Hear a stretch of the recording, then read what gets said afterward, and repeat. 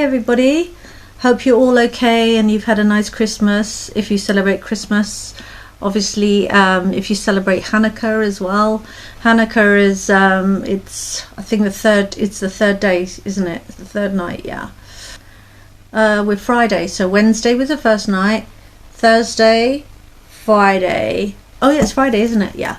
So Friday was the third night. Today was the third night, and yeah, because my dad's from Israel, and that's not really why actually. It's because for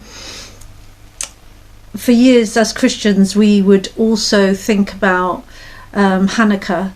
The servant light in the middle lights the rest, like Jesus said he's the light of the world and he lights all men, you know. So each candle, you know, is just representing that, you know, and it's a feast of dedication.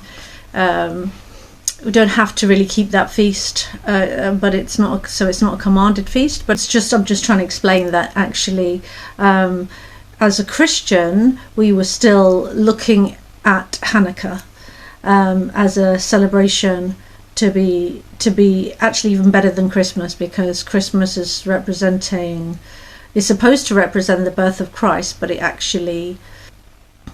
doesn't anymore, does it? It's all become about, you know, presents and a Christmas tree and Santa and a reindeer, and it's everything but Jesus. But it's supposed to represent the birth of Christ, and that probably did not happen in December anyway. Anyhow, so that aside, happy Christmas, happy Hanukkah, happy life, you know, happy celebrations, whatever you're doing with your family. The good thing is around this time, you know, people get together with their families and get together with their loved ones, their friends. I hope you guys are all right. Yeah, there's a lot going on in my life. It's not really, I know I laugh and I smile and stuff, you know, and today I went to get my piercing back on. I don't know if you can see it, but anyway, yeah, it's redone, a bit painful. Yeah, so what's it called? I just wanted to greet you all and say hello again. And New Year's is actually my favourite time. I actually like New Year's Eve. I like New Year's Eve. I'm actually going to go and sing on New Year's Eve with some lovely people. Some lovely people have asked me to come and sing, and it's just a one-off, and I'm going to go and sing with them, sing to them and with them and for them, and try and cheer them all up, and then I might get back, who knows, in time to see the fireworks in not Watford but near Watford, Croxley. I want to see the fireworks, but I'm not sure if I will this year. Last year it was a big rush thing. I finished at 11 with these lovely people, and then I got back, and I did get back in time to see the fireworks with a good friend of mine and my younger kids. When I say younger, the youngest is 14, and yeah. But we're going through a big transition in our lives at the moment, and like I said in previous videos, I've been going through the menopause, and I think I've come through it now. But it's really turned our lives upside down, particularly mine, and therefore because I've stopped being who I used to be, in a sense of just sort of like being very social and entertaining everybody. I've stopped doing that, and now when I try and be bubbly with the kids and stuff, no one really is in a hurry to receive it. It's understandable, and things are not that great, to be honest with you, in my life. I might one day get to talking about that, but I don't know if it's YouTube worthy really to talk about depressing things. I don't know, maybe it is. Anyway, it's quite depressing. That's why sometimes I just get myself in a hype, you know what I mean, and just talk hypey, and I do. That's how I am anyway. I think that's how a lot of women are. We go through ups and downs, right? New Year's Eve, I love fireworks. I said I love blingy things. I like shiny things, and fireworks are definitely shiny and definitely blingy. I always feel gutted when it's over. You know, they have that big massive display and then it's done, and it's like, I remember years ago I used to go to Trafalgar Square, you know, before they did all this rubbish that they've done with it, cordoning it off, paying, I don't know, do you have to pay or something? I don't know, I've got older, so I don't know. But as a teenager, we all used to get on the train, we'd go down there, it'd be such a lovely atmosphere, to be honest with you. People just communicating, talking, being kind, some people overly kissing strangers, coming up to you, just smackaroonie on your cheek. But still, it was like a very nice time. Even the police were nice, which is something, isn't it? So much has changed, hasn't it? It's not, and the young people will never know it. I feel so sad for the young people. Like, I've got a 18-year-old, and he scrolls on his phone constantly. I'm not saying I don't look at my phone, but, you know, I'm 52. I mean, I'm using my phone for things like this as well, and that could be an excuse, but the fact is I'm not just scrolling. And even if I was, I was going to say, even if I was, my life is done, so does it matter? But you know what I mean? It's like, even if I was, okay, my whole life is not ahead of me. I'm not wasting opportunities by looking at my phone. But I tell you what, the young people really are, and it's opened another world to them. I don't think his world is dark or weird. He's got the Bluetooth earphones in his ears. My others do that as well, and I really do worry about that, because I think it's like radiation right in your head, right in your brain. Do we need it?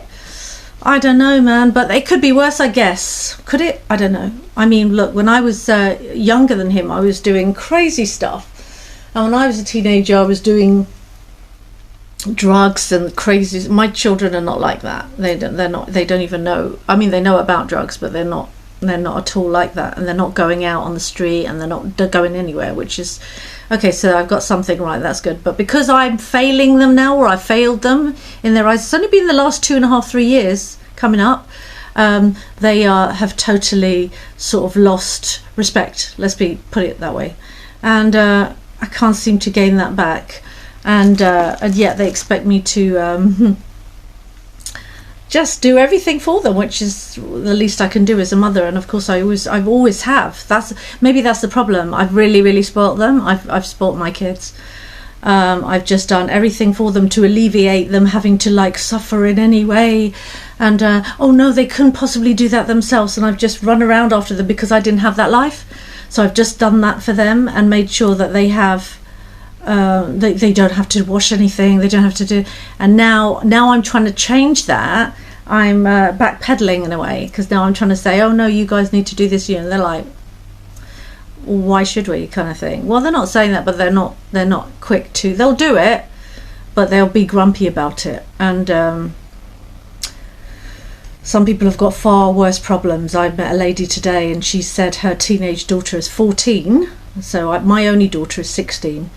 Her teenage daughter is 14, and she said she's a single mum, and she works, and her daughter won't listen to her.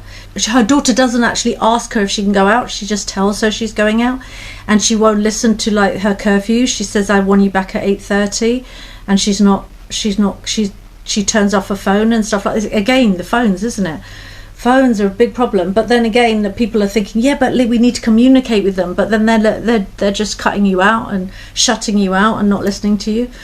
So phones are a big problem for the teenagers. I wish, for my first 3, I never gave them phones till they got older, and so I did something right there, but made a big mistake. The others, it's a long story. It's such a long story, but the fact is, phones are, I know it's just a no-brainer, but how do you stop it once it's started? You put phones in their hands, you've given them these rights, they watch their stuff, they do their thing, and especially when you're failing, as I have been, you can't come along and start trying to play Mrs. Mum, like, I want the phone back now, give it to me. They start actually flipping out.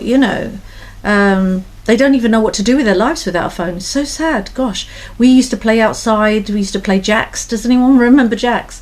We used to play, I think I said this on one of my other videos, elastics, hopscotch, I don't know, what's the time, Mr. Wolf? Anybody remember any other games? I don't know. We used to play all these things, and we interacted, and the break dancing days were great, where people would just be break dancing in the street, the young people. Oh gosh, they're so isolated, these kids. All the, like I've said, all this technology, and there's never been a more isolated, insular generation than now. It's awful. I think the only chance of saving any of these young people is getting them out of this country, and I can't get anyone out of anything. I want to go myself, but again, I've got responsibilities. But I think if they weren't in this country that's, you know, a first world country, so called, there's no community, there's no spirit, there's no I don't know, what is England? What is it? You know, we've got no culture, we've got nothing. It's toxic. It's a horrible existence here in the UK, honestly. Maybe people who come from other countries see opportunity still, because they come from countries where things are harder. We're definitely, I would say, unhappier in this country than some people who've got less, even less opportunities, and less, but they're happier, and they don't know what they've got.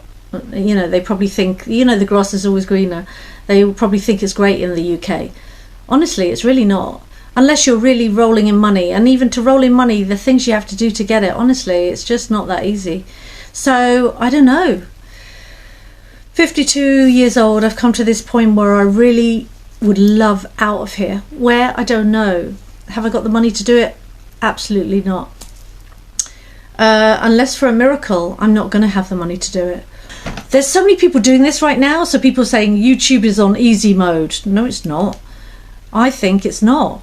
Because there's so many, because of these vlog kind of type channels like I'm doing now, there's so many people trying to say to them, run to YouTube now and say, actually, that's a way of income. And there is a way of income, but you've got to get those subscribers and you've got to get those watch hours. And 4,000 watch hours is a long time. It's a lot of watching hours. So let's see. I'll still try, but I'm thinking I've got another idea as well up my sleeve to try. So I might try that. But I need to think of a miracle way of making some money that can get me out of here gradually, and where I can also help my teens, you know, just help them a little bit with some money. We're not in a good situation, you know, literally. As much as I'm fortunate enough to be one of the people that drives a car and have a little bit of cushy situations, I actually haven't technically got any money. So for example, my insurance is coming up, and I can't insure it unless I insure it on my overdraft, which is what I'm going to have to do. I've been lucky enough to be driving another car, somebody else's car that I'm insured on, so that's good, because that's meant that I don't have to renew my own insurance for another month or so. So it gives me a bit of time. But again, everything's on tab in a way. Everything's on a overdraft. Every time I pay my rent, just when I'm almost out of the overdraft, I'm back in it. So I can't get out of it. I'm not the only one. Millions of people are in that situation, and at least I've got an overdraft facility. Don't know if that's a good thing or a bad thing, but it's better than not having that. And and a credit card. That's it. Anyway, guys, that was a bit of a depressing one. Sorry, I didn't mean to be depressing. Sorry. I hope you're all okay, like I've said, and have a great rest of this break, and have a happy new year. I am going to come back to you near a new year. I'm going to come every 2 days and say something, and see how you all are. So guys, thanks for tuning in and speaking to me on the comments. It's so lovely to hear from you, just to communicate. Phil, you are very funny. You are not allowed to unsubscribe from my channel the minute I reach 210 subscribers. Let's hope one day it'll be 2010. 2 million. Let's think big. Anyway, Phil, do not leave my channel. You are absolutely commanded not to. No. Anyway, thanks for liking my piercing, Phil. And yeah, like I said, it fell out and I've got it back. I'll speak to you all soon. God bless. Bye. Bye bye.